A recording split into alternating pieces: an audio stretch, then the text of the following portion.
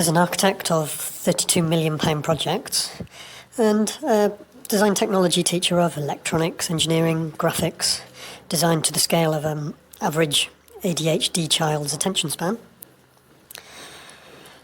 my 3,000 square foot, 280 metres squared, to those of us in the 20th century, 21st century, will keep me occupied and not out of trouble.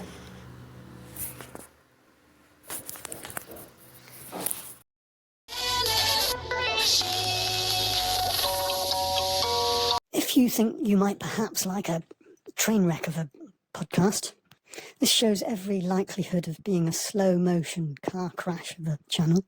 There's no trickery. All clickbait thumbnails have some poetic quick link to humorous parts within any of the particular videos in general. Relevant to content, a lot of it's gossip type stories, dilemmas, giving you a window on a niche in life that you wouldn't necessarily have discovered. Topographic pinch point, feudal gatekeeper power house. Radio station.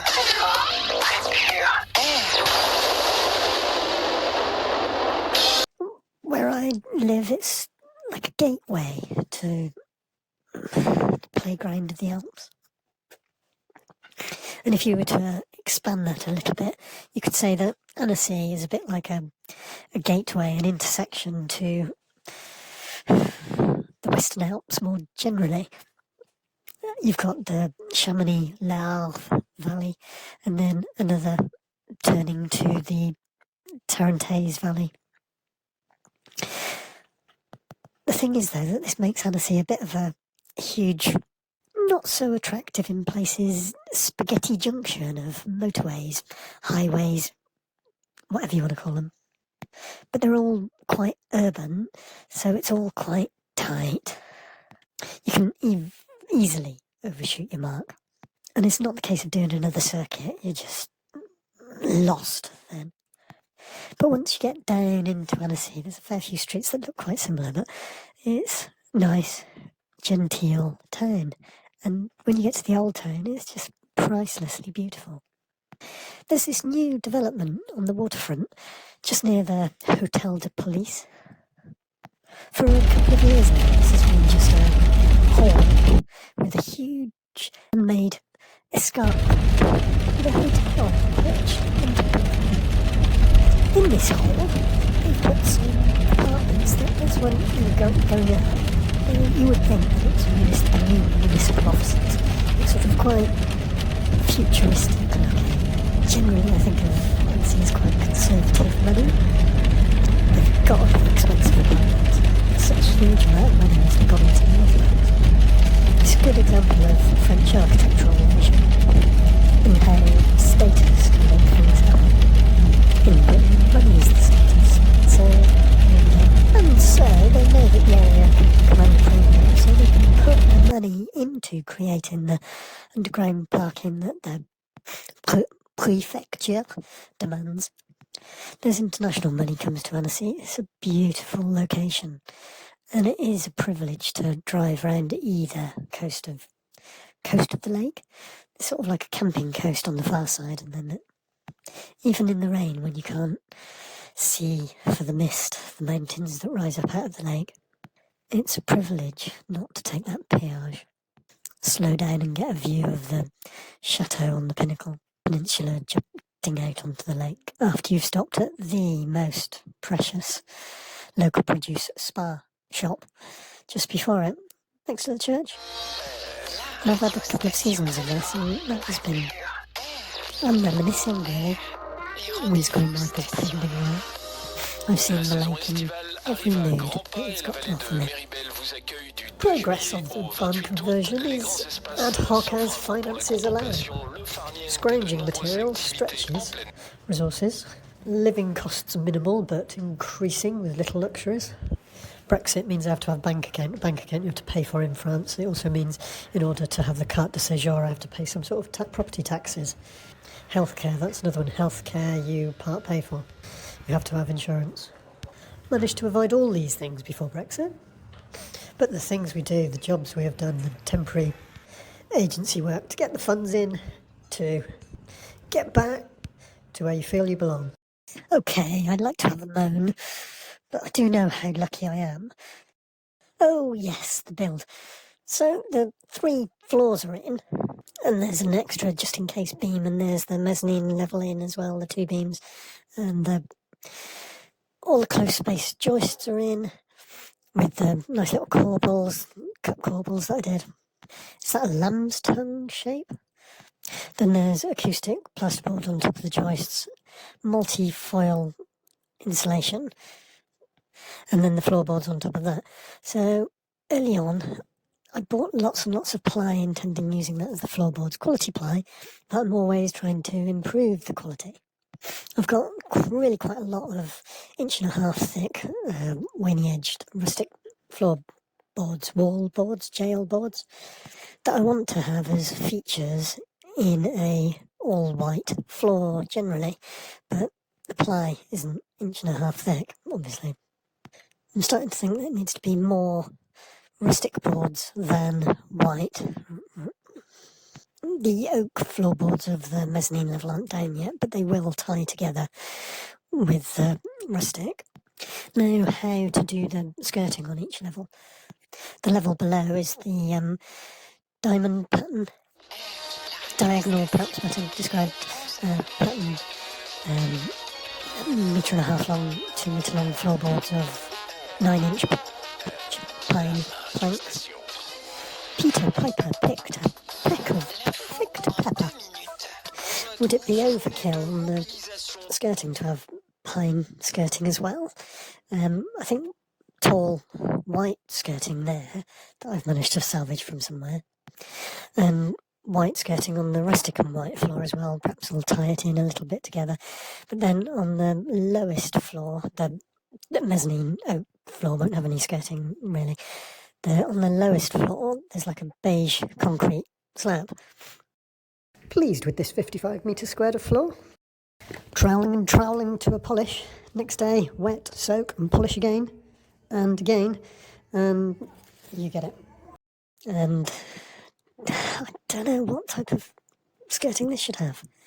I think that might end up with these tall pine varnished skirting boards that I've salvaged from somewhere. But I'm just a bit worried at the moment that I might be kidding myself that this is all going to tie in. There is a sort of a theme to it. But the sobering reality is that I've laid all this knowing that I'm going to just jack up a couple of 3 or 4 of the beams, the steel beams that the joists are sitting in, because I want to improve the quality again. Rustic level, I'm no longer satisfied with. I want laser accurate level. Getting steel beams into the, often existing holes in granite walls, it's either up the size of a block or down the size of a pierre, a brick, a stone. You can't cut granite to get it exactly where you want it. But it's going to be my granddad's old car jack that's going to do the trick for me. Friends are welcome, family by appointment.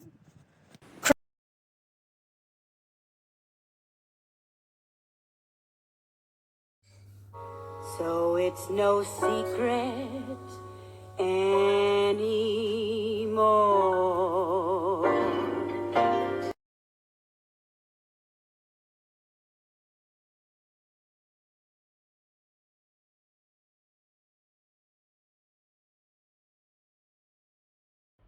We're on a road trip to Savoy, all France. It's about 1,000 miles. We're missing out the nighttime bits. You won't see a soul in France on the roads after 9 o'clock at night, so you can put your foot down. You don't really need the péage. We could take the route of Titans to Annecy. Worth doing, but would you really see the real France of Champagne, the Saône River region? The Jura region is fairly new to me, so that'll feature strongly. Lane, before Geneva, and Savoy. The crossroads, Annecy. I confess I always call it Annecy because if I think of the music Skunk and Annecy, which I've resisted to accompany you on the trip. It's more of a cultural journey through France, though, really. Champagne region can be to World War One. Annecy at the other end is like a crossroads between, well, years ago it was a border between Italy, the Turin, Savoy area, the Habsburg-dominated Burgundy and Netherlands now, and France before it was a pentagon. And as a frontier crossroads, it changed hands. Did it ever? And these days, in full summer, tourist season, it's really the place to pull, you might say. But olden days goes into feeding the character. For that, we need to thank the period when German Calvinism dominated Geneva, and so the Alpine, speaking region, a little bit of Provence Italian, a little bit of French, a little bit of German Dutch influence, possibly. But sounds very sing-song, the way that Swiss German sounds, or Italian sounding French might sound to you and I. I'm digressing already, but I paired this road trip with a Le Combel. Le Combel is a red wine from the Rhone Valley. I think it's by one vineyard owner that's got vines up and down the valley. I can taste a little bit from the south and from the north, at least. Lyon area, basically, place the taste. But to finish my 3-minute introduction, I'll be covering a religious refuge scandal, an exile's journey to a homeland, and anecdotes from the diary of a post-Renaissance ADHD rich kid. I think describes it all. Hope you find it amusing, the jokes at the end. Sorry, punchline.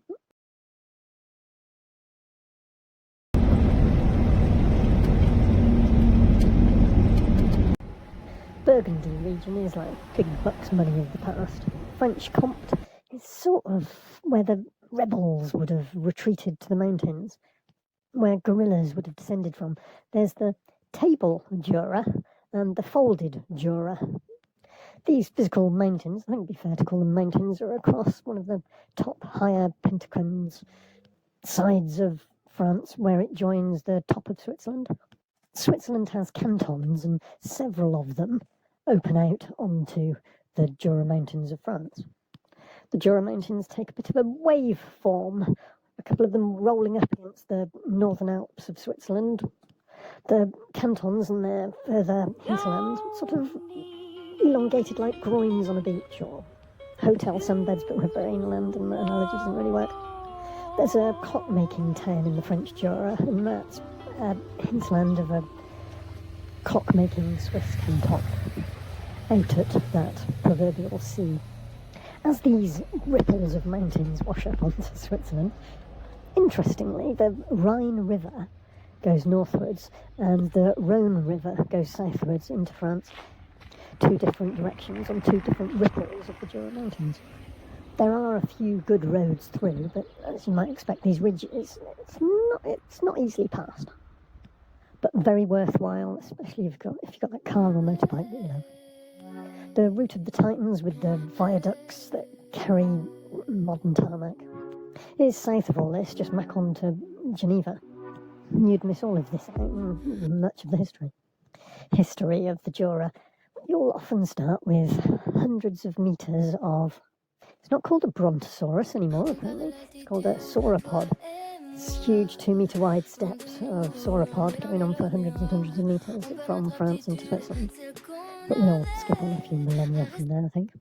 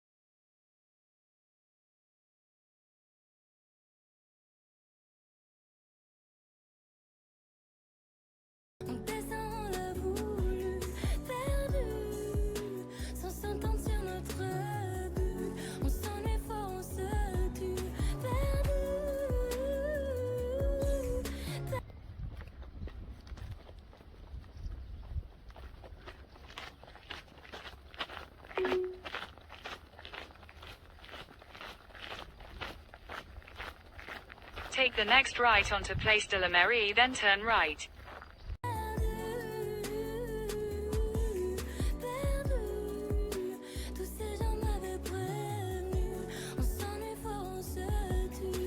I've always wanted to visit this place. I've always driving past and it's pitch black, trying to capture it, don't want to save time. And you can completely all to yourself. You've got this little picture, take a view frame.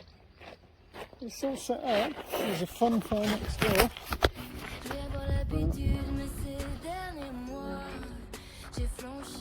No one. Ooh. Yeah.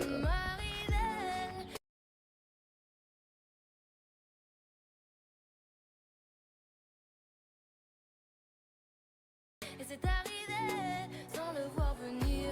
Notoriété oblige. J'y prends bien du plaisir, même si j'y perds ma liberté.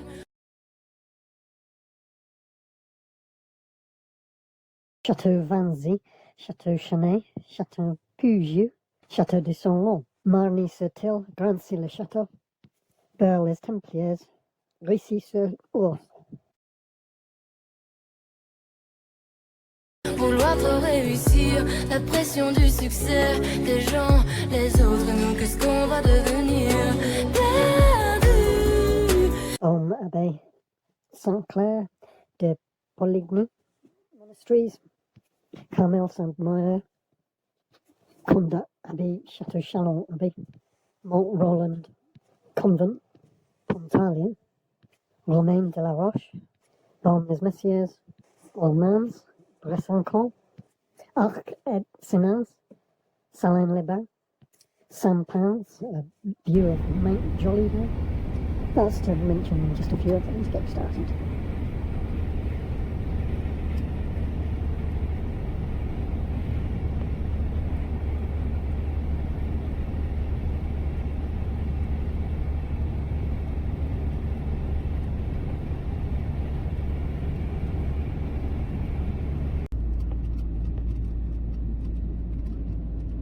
Baume les Messieurs has a huge 9th century abbey with a tomb with an epitaph reading, "As a religious, honest priest and abbot, he was French."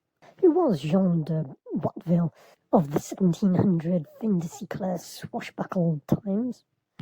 And why did he form that St Lothian school for girls? Born in these same frontier lands between barons, his mother was from Milan, his dad disappeared off to Spain, leaving them. So the ADHD teenager joined the Savoy army. 14 years after being born in his grandparents' ancestral home in Switzerland, Bressancourt. I know it's French now. The Milan senator's daughter fought in Italy for the Spanish Habsburgs that controlled the north at the time, and the Netherlands in the north, against the French. But in a quarrel, the hothead killed a Spanish officer.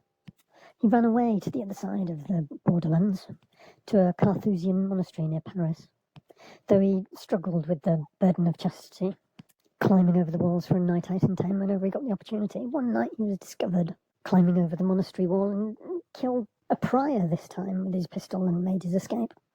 The very next day he killed another man in a pub brawl and so fled to Spain. Perpignan, I know it's French now, it was Spanish then. His host in Perpignan has a daughter that he seduced, likely betrothed to the son of a Spanish grandee at the time. Fighting a duel with a gentleman, he killed again, and was on the run once more, running out of options. His problems in the Spanish realm had grown in importance, and the French Catholic Church wouldn't be welcoming him. I know love does not come easy. Oh, there must be someone who hears me.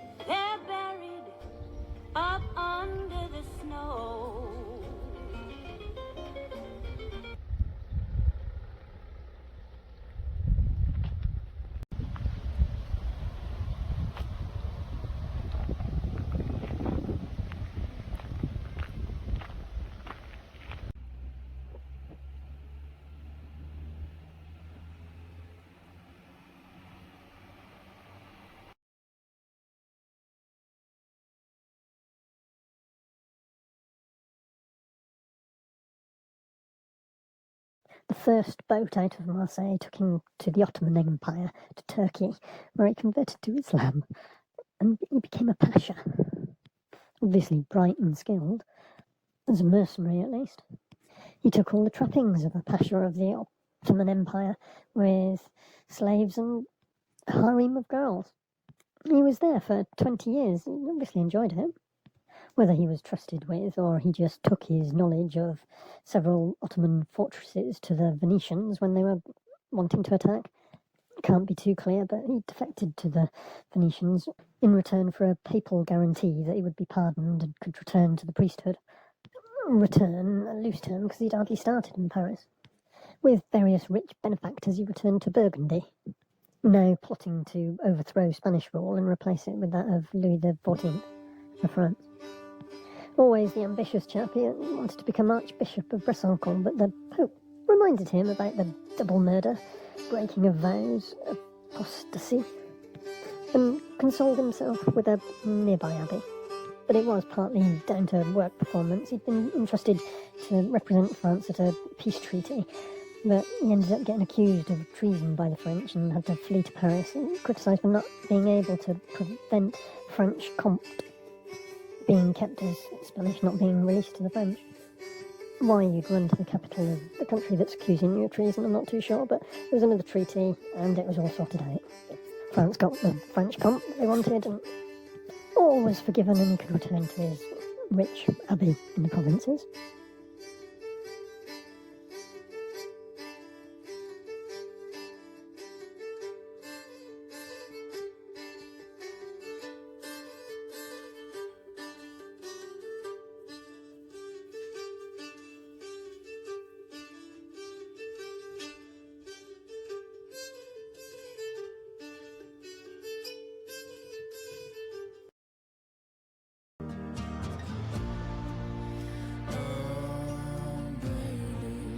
Don't you notice me? Notice me.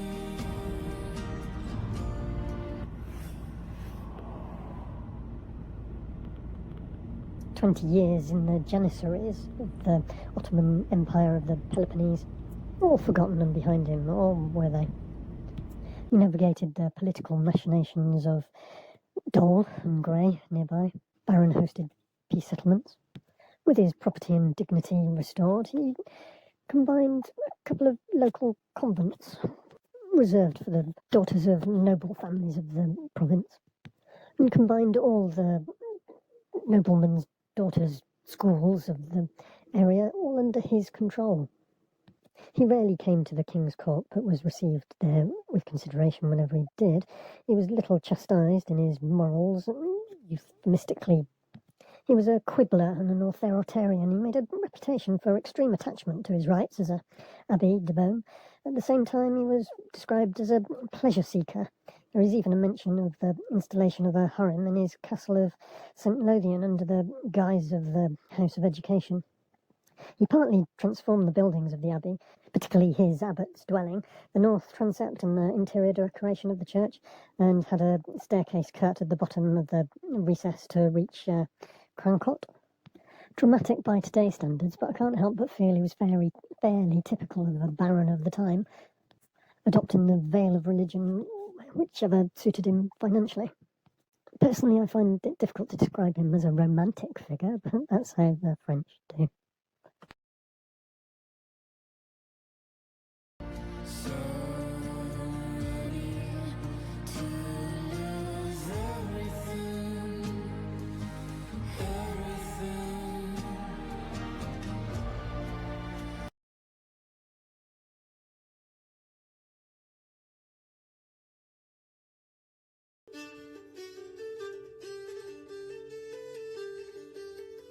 There's a 45 to 75% ABV drink that comes from Pontalia in France or Covert in Switzerland.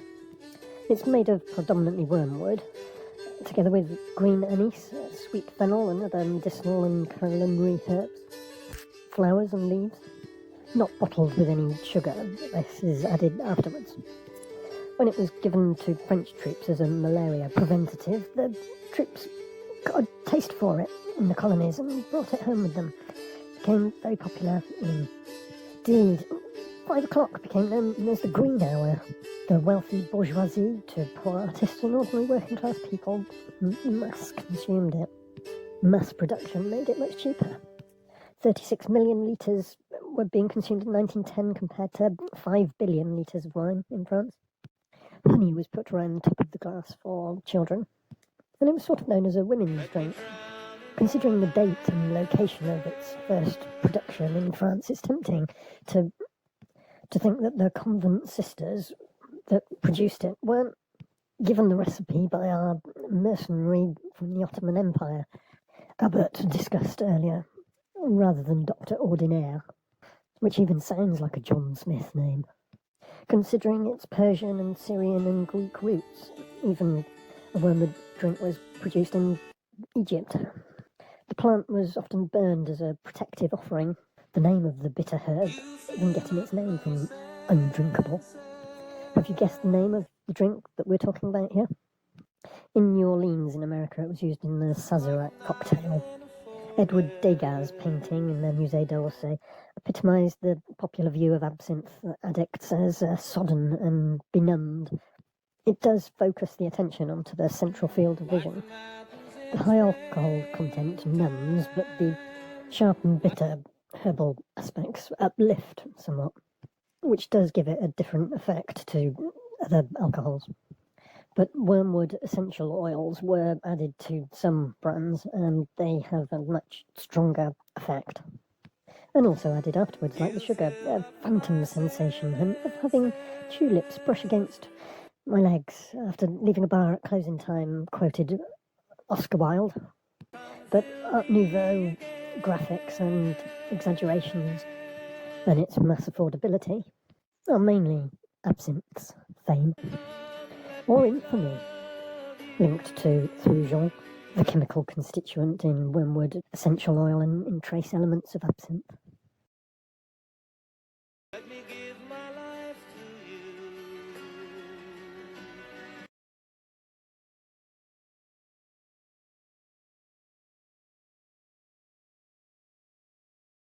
Let me die in your arms.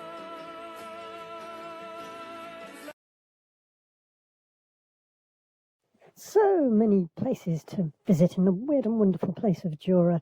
Shall I recount the names? A roll call. As we start to approach Annecy, there should be, though it's built over, a convent of the Sepulchre. Sepulchre is the tomb that Jesus was buried in and presumably was resurrected from. There is, however, in the museum in Annecy, a sculpture or altarpiece of Jesus lying down with his crown of thorns and a Mary over him. But which Mary? There's bound to be an element of rebirth. A shell is a common symbol of rebirth, but the photo of the sculpture that I've enclosed looks for all the world like a mother with her teat out for her adult child to rejuvenate the dead. Alternatively, it could be Magdalene, trying to revive the recumbent guy. It was Mary Magdalene, possibly a goat that the 12 disciples took round with them everywhere on tour and fed off her. Either way, it's a nice theme for a convent, but the convent did get closed.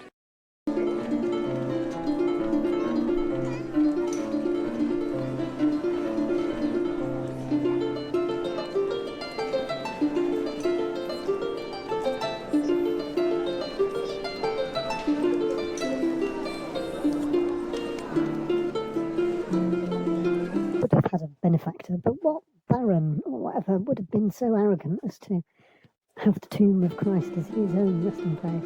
And unlikely of him, it was a very early church. Could it have been the last Roman before they disappeared off up into the hills, abandoning the town for the security of caves like the settlement 2,500 years BC, until a medieval lord came along and enclosed things with ramparts and levied a toll. By the 12th century, bringing prosperity, perhaps the locals had given up by then, worshipping the Bonus Aventus statue. The Counts of Geneva transferred their capital to Annecy and built a castle, which became Which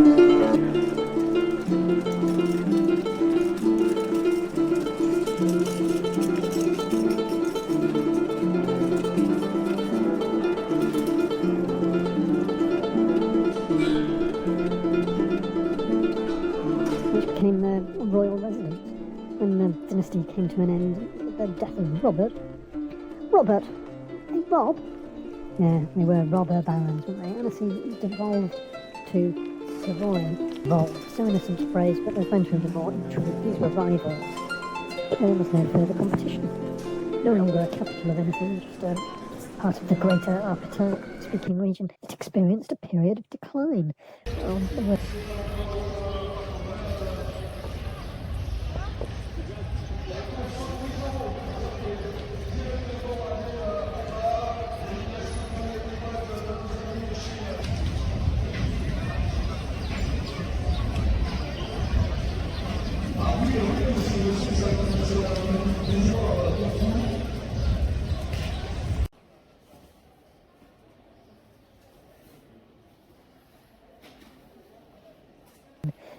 There were some devastating fires that destroyed a lot of the town.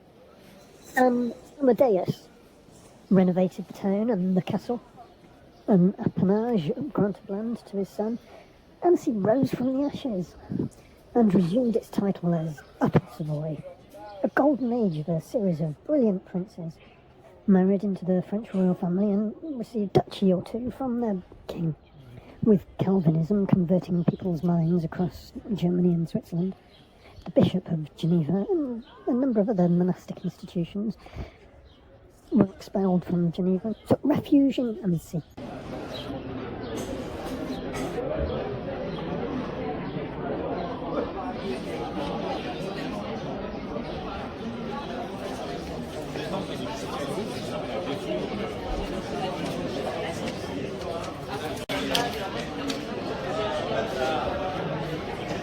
The gorge and overflow river of Annecy Lake is gorgeous, but it's not Geneva.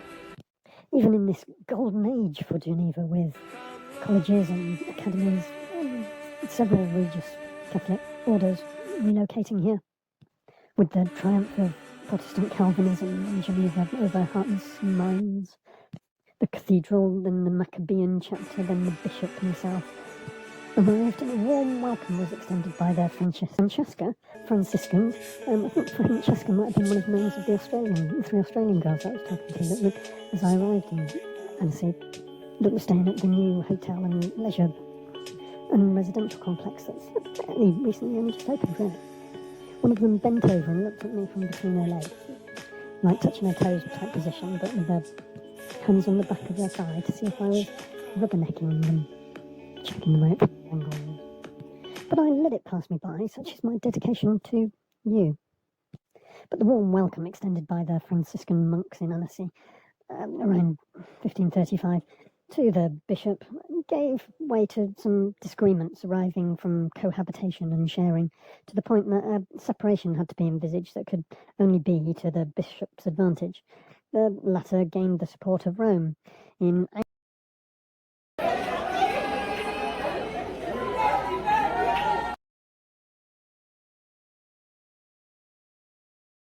ousting the Franciscans and obtaining sole use of the church and the convent, on whose site the new bishop's palace was built in much later. The hosts ousted. The church became a cathedral only just before the French Revolution. Turin artists used for its renovations, of course, Baroque decor, composite orders of those 12 columns ranged in pairs.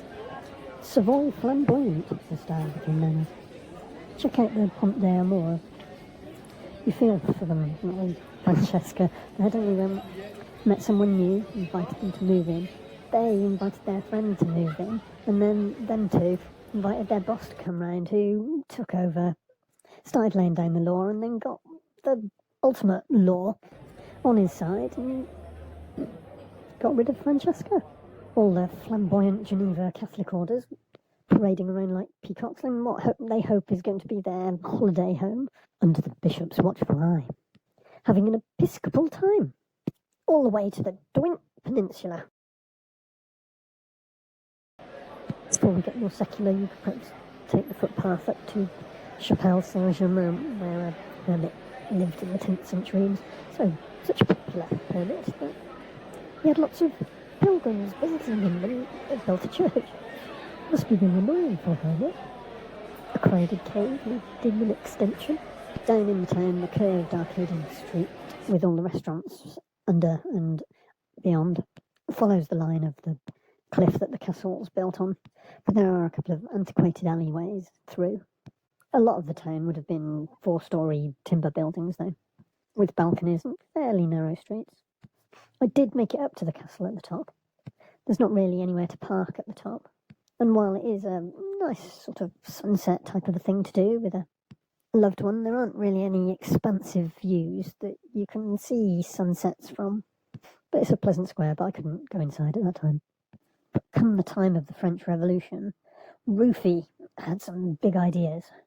The French Revolutionary Army opened up mines, really, disrupting the established order. They wanted to define what France was. Industrial techniques were driven by the hydraulic power of those attractive rivers and canals. Exiting that now pleasure-craft lake. Tom Rufy, his urban development plan, did take into account the existing urban fabric, but did create a new, extensive, perhaps even excessive road layout. It was systematic, straight central thoroughfares, but with populations in the 4,500. He had understood the importance of this crossroads. Big plans that the Sardinians appreciated in 1815. Customs protection and 1 unit of measurement and money and weight was a revolution to this frontier town and all of France, for which it was rather foreign. A bit like introducing the euro for the whole of Europe. Every town and duke had its own very varied weights and measures. Made trading a nightmare. 1.1, like the guinea that survived long after British decimalisation. Similar but different. Makes you think you've got a bargain, but you haven't. 1.1 to 0.9. Revolutionary stability, if that doesn't sound too much of an oxymoron, enabled early tourism. Annecy is France's second largest natural lake. Plankton blooms give some areas of the lake an emerald green colour. It varies in temperature from 40 degrees Fahrenheit in the winter to 75 degrees Fahrenheit in the summer. Rod and line brings in 30 tonnes of fish a year, which is nicer than we thought. Farmed, essentially. In the secret before last, Lake Annecy. But being Cezanne, you might not be able to tell it's Lake Annecy. The modest but highly photographed Palace of the Island. The 12th century lord that wanted to be positioned like he was parting the very waters themselves. Needed a bit of So ready to lose everything. Mint archives and a seat of Chief Justice of the alternative capital. Naturally attracting lawyers, attorneys and notaries, the copwork buildings were built nearby. The House of Savoy transferred its capital to Turin, and it survived the Golden Age. Around Cézanne's time, much later, it had to be saved from demolition. It became a trade union centre and a philanthropic society. I always thought it was an early church. Église Saint-Maurice was the Dominican convent, 12th century first church, near the castle. Built over in Savoy flamboyant, again.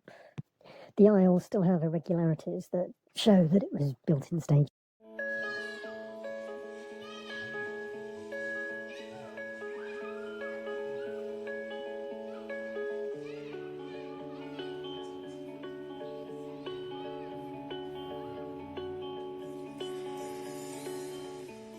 I've seen Lake Annecy in all its seasons.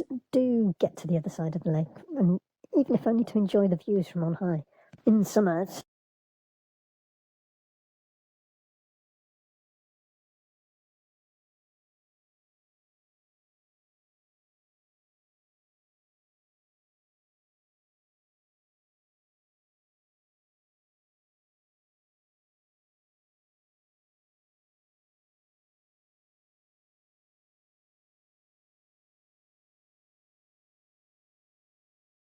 certainly the old town is very much a wealthy party place.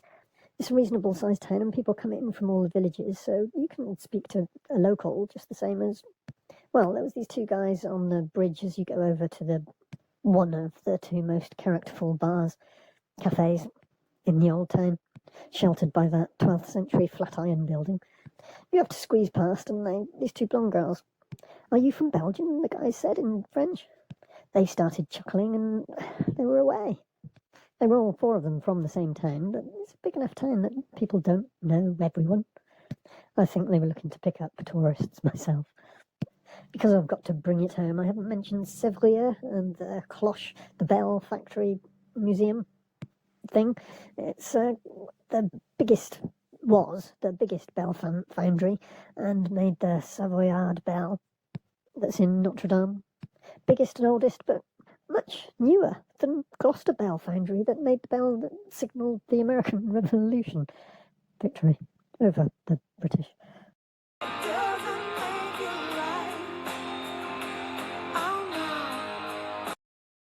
Where's Waldo? I'd have thought the absinthe guessing game was a very easy one, but who knows? The answer is Piedmont, the French-Italian border, America and South America. Just so you know, there's a happy ending to this next story, because it gets a bit dark. Who's ever heard of Peter Waldo? Valdez? No, not it. Lille, central to your southeast France. 1170? I know, so trendy and my finger on the pulse of current affairs. Peter Waldo awoke to a deeper sense of reality by the sudden death of a friend and sold all his goods and started to feed the poor and brotherhood of poor man, solidarity and all that. He had the Bible translated into Provençal, and he took a triple vow of chastity, which has nothing to do with number of orifices of the human body, like our architectural Cambridge graduate lecturer might have had us believe. It includes poverty and obedience, wandering and preaching, and chastity. Francis of Assisi had similar ideas at a similar sort of time, but he was embraced by the church. While Waldo and his disciples' beliefs were sanctioned by Pope Alex III, but to preach, he had to get permission from the local authority. The Archbishop of Lyon, Team Waldo, turned their nose up at this condition, and the Archbishop of Lyon denounced them as heretics and expelled them from his diocese. That meant the movement spread, but Biden condemned for heresy in one breath and burned alive, like they do. Escapees wandered lonely as a cloud.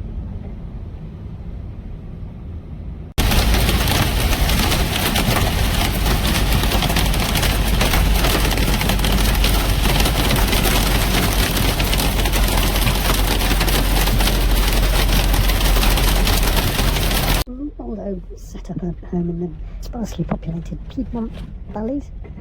Periodically they enjoyed the protection of the counts and later dukes of Savoy in exchange for payment of taxes.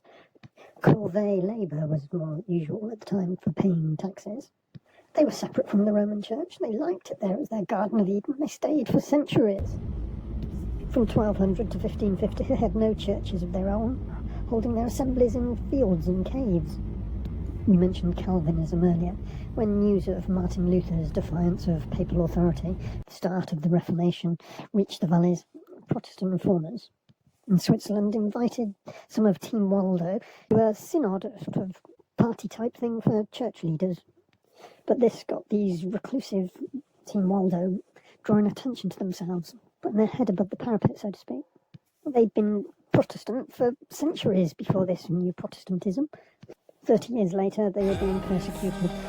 France, Spain and Savoy signed a secret treaty to vigorously exterminate heresy, which did take 100 years to get going. But Piedmontese Easter was a terrible massacre in the Alpine, 1655. Puritan poet John Milton helped create horror amongst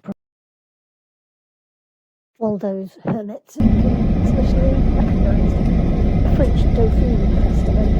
Influenced them into resisting and trying to stay in the centuries-settled Valley of Eden, relying on divine protection, which a French and Savoyard pincer movement was able to overcome. 10,000 of the 14,000 inhabitants of the valley were killed or taken prisoner and sold into slavery. Venetian traders. What demographic converted to Catholicism, we can't be sure. Survivors were escorted into exile by Swiss and Savoy guards across Mont Cenis Pass in January.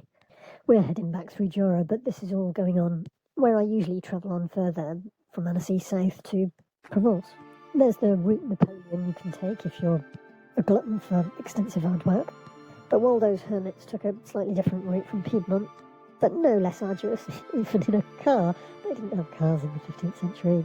Only 2,500 of them survived to reach the destination of Geneva. I know, I'm having such a 21st century moan. First world problem when it was third world Europe. Of course, with Brexit, we're heading for a third world Britain.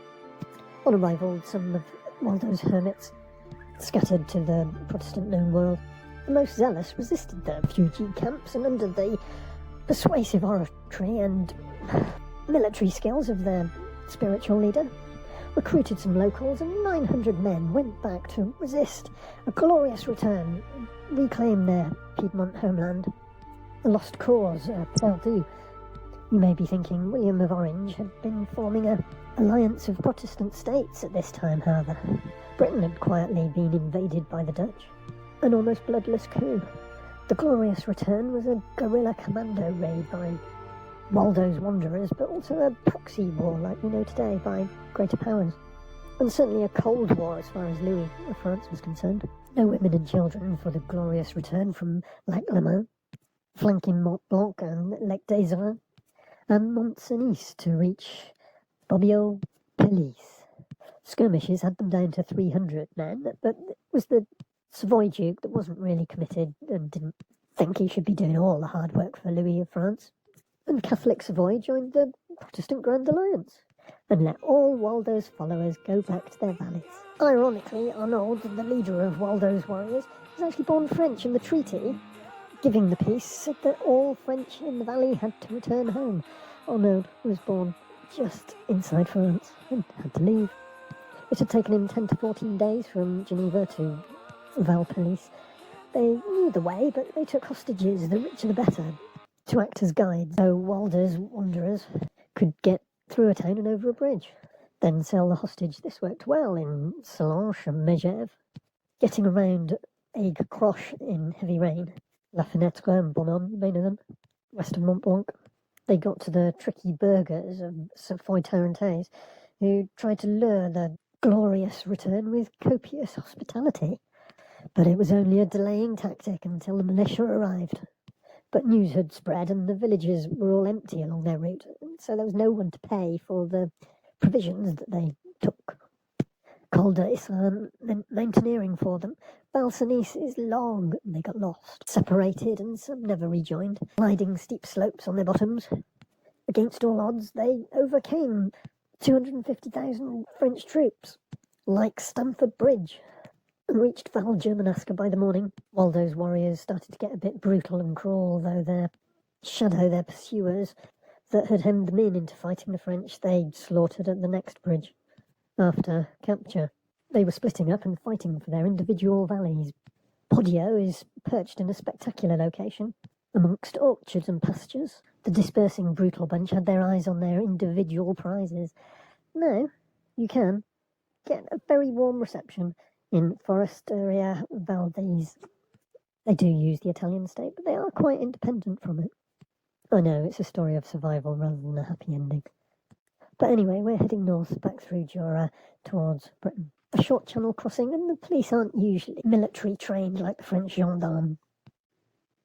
I hope you found something to like and subscribe about. You're not a dream, you're not an angel, you're a man. I'm not a queen, I'm a woman. Take my hand, we'll make a space in the lives that we planned, and here we'll stay until it's time for you to go.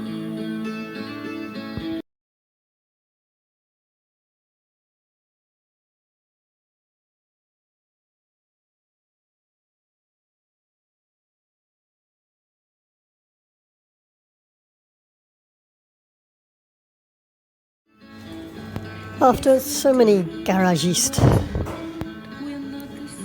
tell me le mortel est mort, and do a cutting action on their throat, and then mutilate it a bit further,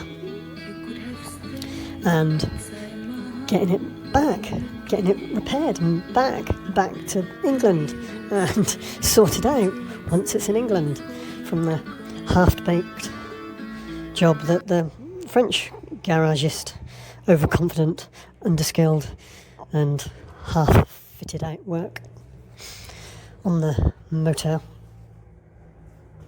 After that, I've delivered my next load down to my barn, and I'm empty, and I'm heading north, back to England. I've done a lot of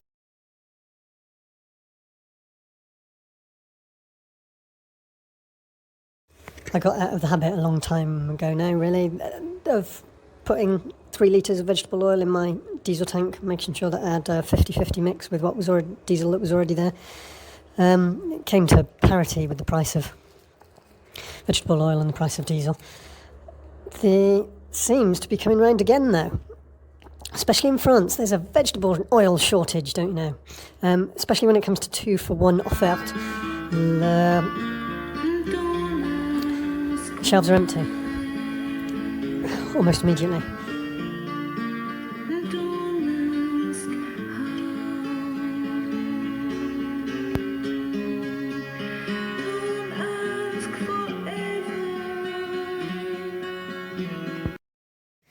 Work it out for yourself. People aren't daft.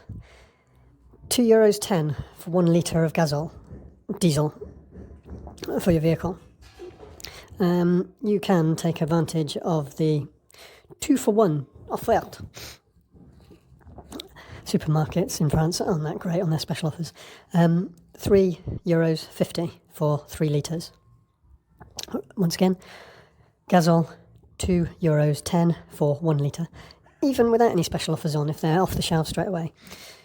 €2.50 for 2 litres. It's fairly commonplace, fairly straightforward. Why is there a vegetable oil shortage? We all know why, but no one's writing it in a paper. It's propaganda. For ethical reasons and for health and safety reasons. Renewables, hydroelectric power, needs to be accelerated more than governments say that it needs to be accelerated, because nuclear is the option, the other option. Nuclear isn't an option, it's a potential disaster. Fail-safes put in place, of course. There's the ethics of oil from Russia. That's always going to be a problem. That's always going to cause wars. It's a type of ethics. And no one's done anything about that. A HEP building here in the valley near me. Beautifully over-designed. It's over-designed in the thickness of the rusty steel that's been used, but it's a utility functional building, and it's designed and detailed better than so much in Britain. That's supposed to be art. That's not just utility. Is that the architect? Is that the financial setup? I think it's the financial setup, quite honestly. Perhaps architects don't need to focus on making money so much. Perhaps it's all reputation, because there isn't so much work about. We French, you'll find, are more inclined to relaxez-vous. Relax, relax, relax, relaxez-vous.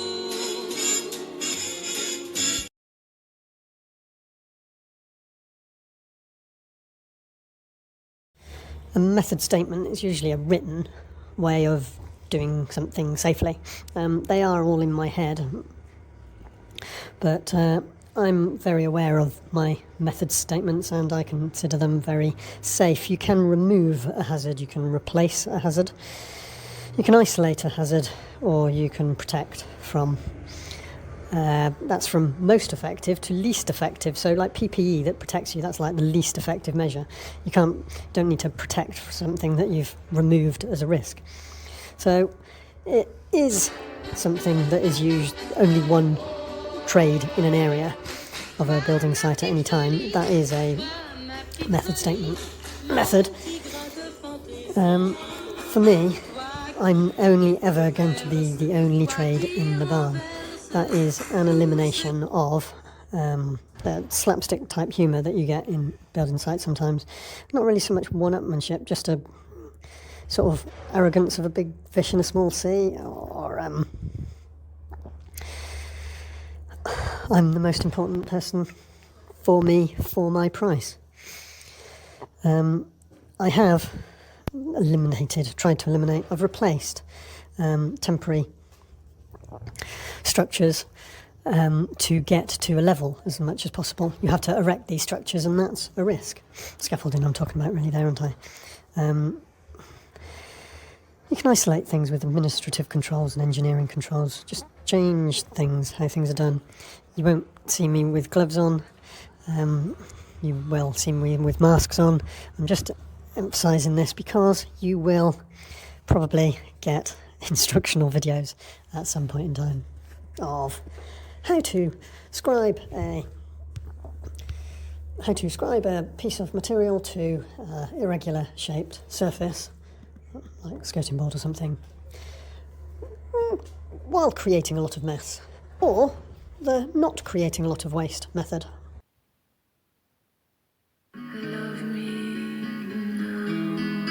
It's like skiing an empty ski slope. There's no one for you to crash into, no one to crash into you, no mixed abilities to...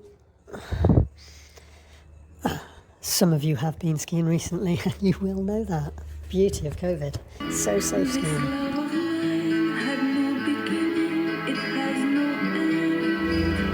For curries, smuggle your own patax packet, because it's rare that you'll find a good French curry, and those patax packets are rare in Lidl or other else.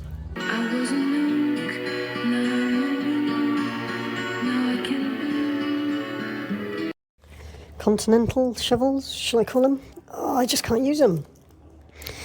It's all about the grippy hand thing on the shaft.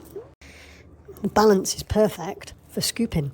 You'll see British bloggers in France need them for. Working to UK regulations on their electrics, which are quite different. My minor act of rebellion in that respect was using double insulated British cables, but with a French single insulated earth. One of the biggest tricks is that the earth on the 3-core and earth on the British regs, the earth isn't insulated, so it doesn't pass the French regs. What have I done with the British uninsulated earth that's doing nothing? I'm thinking about tying it to the multifoil insulation so that any earth build-up in the multifoil insulation gets transferred to ground. Blocked in again. I do feel cheated, and it is harassment, but do I want to take my neighbour to court and log in the incidents, or do I want to have a Vichy tantrum? Neither. So my preference on the night before I go home is to sleep out in the van down the road. A pleasant enough little spot. I see the jogger go by in the morning when I wake through the steamy windows. Concrete coming! Did work once for a little while. But it's like the neighbours, it's like a kids wind-up game trying to get reaction, so don't give them a reaction.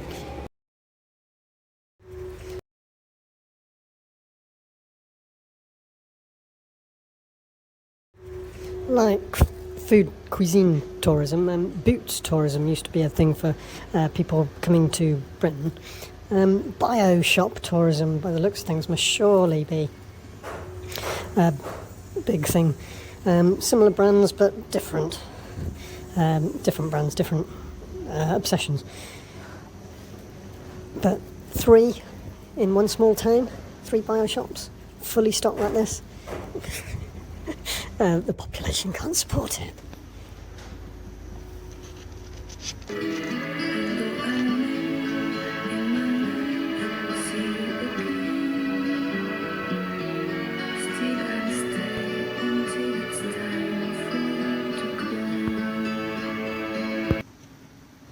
Brexit gives duty-free shops a little bit more of a focus, but what do I bring back? Oh, there's the regulations. Perfume, bio stuff, you even allowed. A set of perfume and scented things. Alcohol, too much choice. 3-panel log burner, that's what I'd like to bring back, but it's the COVID thing, they're not on special offer. It was holding me back again.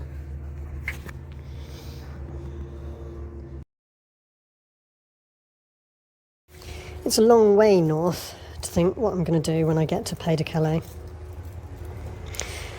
When I get to the former coal mining region, do I go nuclear to get my van deposit back from the supermarket that I rented it from? Do I try and recover the engine code reset, €200, by fair means or foul? I didn't come up with an answer.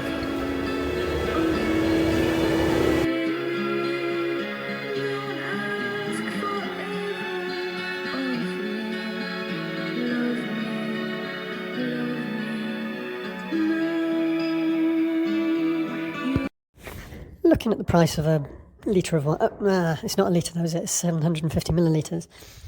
The price of a bottle of wine, perfectly drinkable bottle of wine, can be as low as €1.50, but you're usually €2.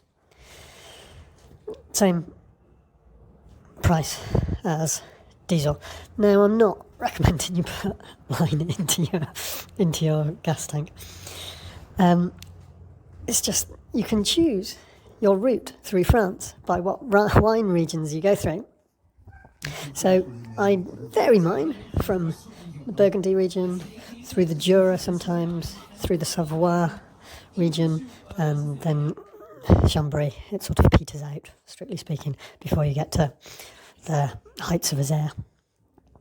But then you can vary that with Burgundy region, Beaujolais, and Val d'Aron wines, and pick some up along the way. Quite often you'll go into a wine shop, off licence, it's not an off licence, it's a wine shop, and be able to put wine in your own container from a pump, very similar to a petrol pump, but slightly.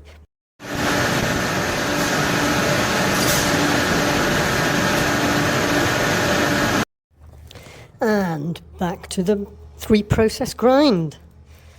Living the dream, living in a dream. Which is worse, dental drills or the making of them? I'm asking myself. Engine fuel, it was an engine fuel injection. The pins, the tapered and polished pins.